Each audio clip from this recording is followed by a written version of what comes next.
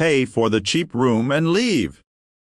The words cut through the air like a blade, echoing in the hotel lobby where a young couple stood frozen, their heads lowered, their hands tightly intertwined. The manager's voice carried not just authority but mockery, as though the sight of their modest clothes and tired faces was somehow offensive.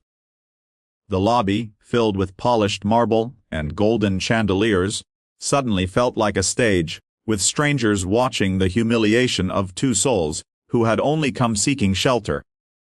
What no one expected was that an old farmer, sitting silently in the corner with mud-stained boots and a straw hat resting on his knee, would rise and speak words that would silence everyone in that grand hall forever. The couple, Arif and Meher, had been traveling for 2 days, their money nearly gone after paying for medicine for Meher's ailing mother. They had come to the city not for luxury, but for survival, searching for work, for a chance to rise from the crushing weight of poverty that had haunted them for years.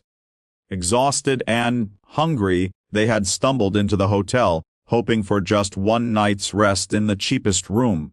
But instead of compassion, they were met with scorn. The manager, a man in a tailored suit and slicked back hair, smirked at their request, his voice dripping with disdain as he waved them toward the exit. "We don't host beggars here. Pay for the cheap room and leave as soon as you can. People like you lower the standards of this place." The words felt like stones thrown at their dignity, and Meher's eyes glistened with unshed tears as Arif held her hand tighter, whispering, "Well, endure this. Just for tonight." In that moment, the old farmer shifted in his seat. He had been quietly sipping tea, ignored by most, for his presence did not match the grandeur of the lobby. His clothes were simple, his hands rough from decades of labor, his face lined with wrinkles carved by sun and time. Yet his eyes held a depth, a quiet fire that no one noticed until he stood. His boots echoed against the marble floor as he walked toward the counter, every step drawing the attention of the lobby's guests. The manager frowned, irritated that another outsider dared to disturb the carefully crafted image of the hotel. "And what do you want, old man?" he snapped. The farmer looked at the couple, then back at the manager, his voice calm but firm. "What I want," he said, "is to remind you that walls of marble and chandeliers of gold mean nothing if the people inside have hearts made of stone." His words rang with a weight that even the onlookers hold their breath. The manager scoffed, attempting to laugh off the old man's comment. "Save your philosophy for the fields. This is a hotel, not a charity. If they can't pay, they don't stay." But before he could turn away, the farmer pulled out a thick leather wallet, its edges worn but filled with cash earned from seasons of sweat and toil. He placed a wad of notes on the counter. "Far more than the cost of a room. Not only will I pay for their stay in the best suite you have," the farmer said, his voice rising so all could hear, "but I'll also pay for the shame you tried to sell them tonight, because what you sell isn't hospitality, it's arrogance."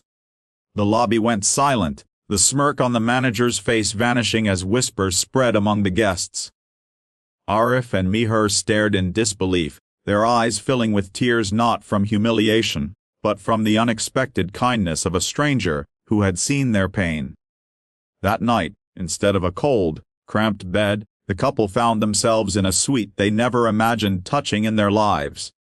Meher walked through the room, her fingers brushing against the soft sheets, her heart overwhelmed. Arif sat quietly by the window, the city lights reflecting in his tired eyes, whispering, "Why would he do this for us?" The old farmer joined them later, knocking softly before entering. He carried with him not judgment, but warmth. Sitting across from them, he spoke gently. "Do you know why I did it? Because years ago, I was you. I came into this very city, carrying my wife's hand, with only a few coins in my pocket. We were turned away, mocked and shamed. But a stranger helped us, gave us food, shelter, and hope. That one act of kindness became the seed that allowed us to survive. And now when I see you, I see myself again." Meher wept openly, and Arif lowered his head in gratitude, his voice trembling. "Sir, we have nothing to give back." But the farmer smiled softly. "You don't owe me. Just remember this night. Someday, when you are stronger, when life gives you the chance, do not hesitate to stand for someone else. That is how kindness survives." His words hung in the air like a blessing, heavier than the gold chandeliers above them. The couple nodded, their hearts forever marked by the moment. The next morning, the lobby was buzzing with whispers. Guests spoke not of the grandeur of the hotel, but of the lesson the old farmer had taught them. The manager avoided eye contact with everyone, his arrogance crushed beneath the weight of truth. And as Arif and Meher stepped out of the hotel, holding hands and walking toward an uncertain future, they no longer carried only their burdens. They carried hope, planted by a stranger who had reminded the world that dignity cannot be bought, and kindness is the wealth that never runs dry. And so, the story spread, of an old farmer who silenced arrogance, of a couple who found hope in the darkest hour, and of a hotel lobby where, for one unforgettable night, the richest thing present wasn't gold or marble, but humanity itself.